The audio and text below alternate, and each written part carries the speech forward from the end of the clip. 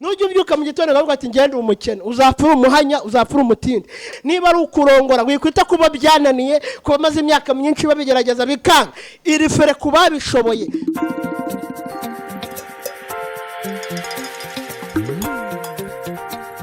Shalom nshuti bavandimwe, nshuti bakunzi b'ijambo ry'Imana, turabashuhuje aho muherereye hirya no hino. Amahoro y'Imana nabane namwe. Turanezerewe cyane kongera kubonana cyangwa se kuba twongera gusangira ijambo ry'Imana muri double 20 cyangwa se umwaka wa 2020. Abo rero tutashoboye kubonana amaso ku maso cyangwa se kuvugana, tubifurije umwaka mushya muhire wa 2020.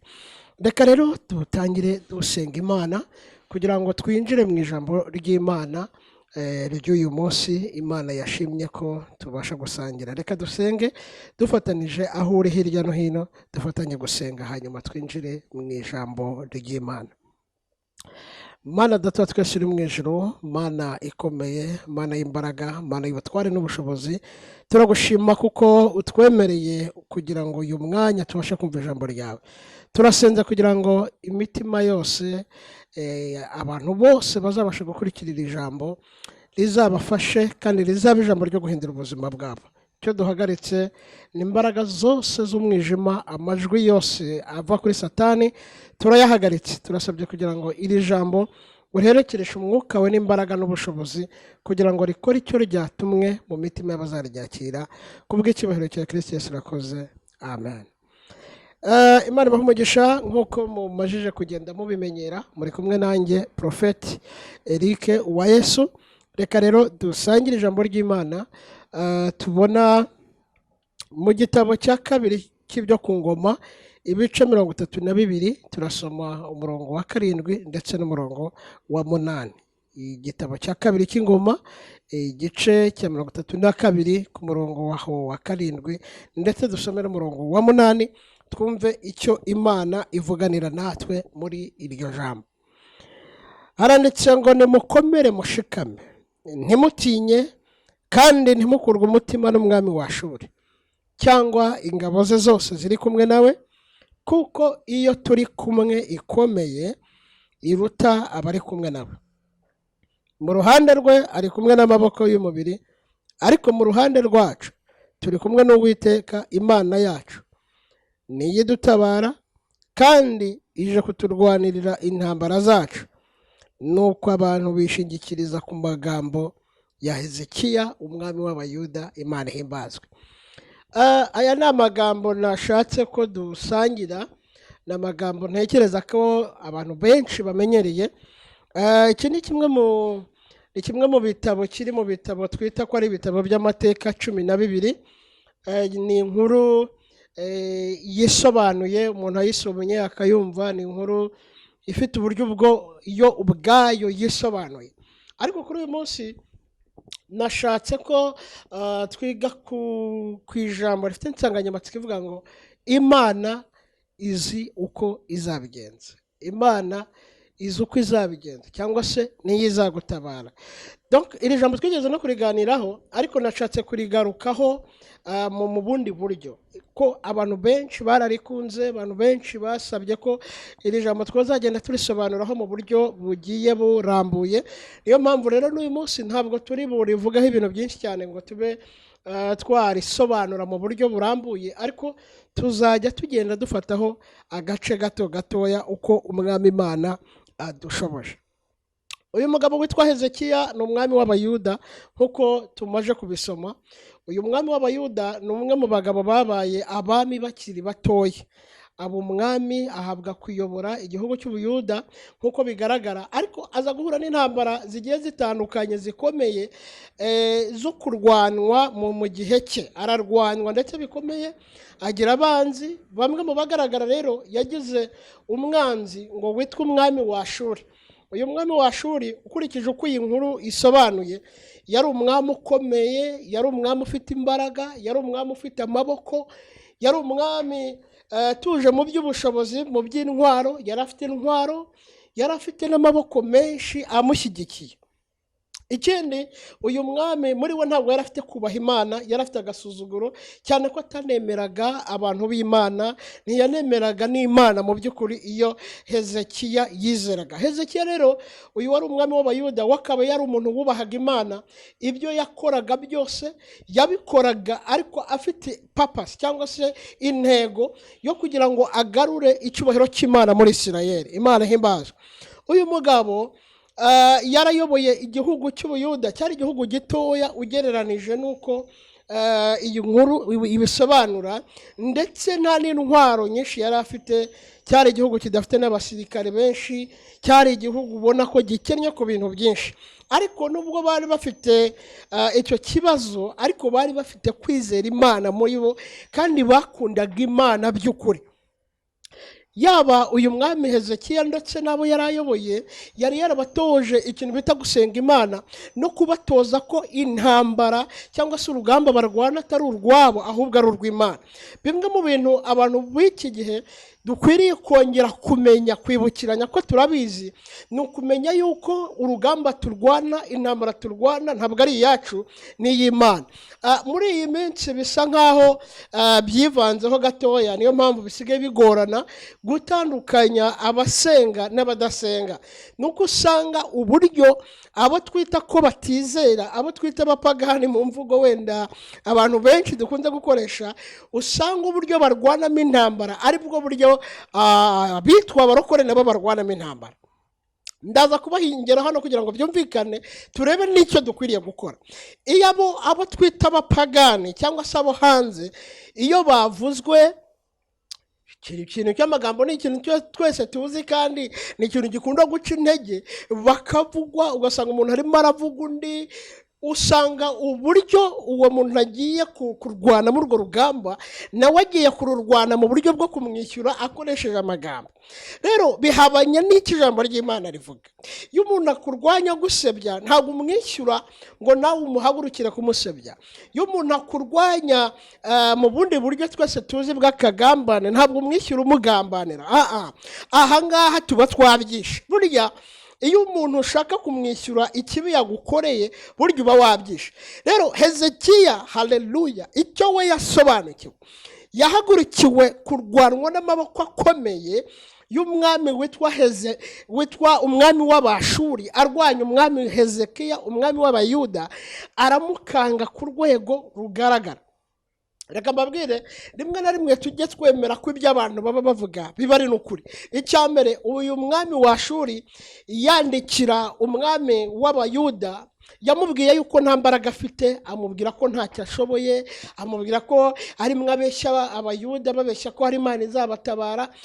Agenda bizeza ibitangaza ariko birimo gukanga umwami w'Abayuda ari we Hezekiya, amubwira ko nta mbaraga afite. Reka nkubwire, mu buzima ushobora kuba abantu bavuga ko nta mbaraga ufite, abantu bavuga yuko utize, kandi mu by'ukuri ntibikwiriye kubabaza, kuko tugiye kureba mu bantu bafite amatitire aza mbere y'amazina yabo ntuzamo. Nturi dogiteri, nturi profesa, nturi iki, ntabyo ufite ibyo bavuga, kuko bishobora kuba ari ukuri. Nubwo hazamo n'iterabwoba, ariko birababaje kuba ushobora kubura ibyo aba bantu bakuvuga kuko bikaba ari ukuri, ariko ukaba udafite n'Imana. Hezekiya we yararebye asanga baravuga ko nta ntwaro afite, arebye muri stoke y'igihugu asanga ko nta ntwaro afite. Baravuga ko nta basirikare afite, arebye abasirikare b'igihugu afite asanga koko ni bakeya. Baravuga yuko nta n'ibindi bihugu afite byo kumutera inkunga, arebye koko asanga ntabyo. Ariko yibuka ko afite Imana. Haleluya, yibuka ko afite Imana, bituma yiyasosiya n'Imana cyane, abitoza n'abo yari ayoboye. Arababwira ngo icyo dukwiriye gukora ni kimwe, nimuze dushake mu maso h'Uwiteka.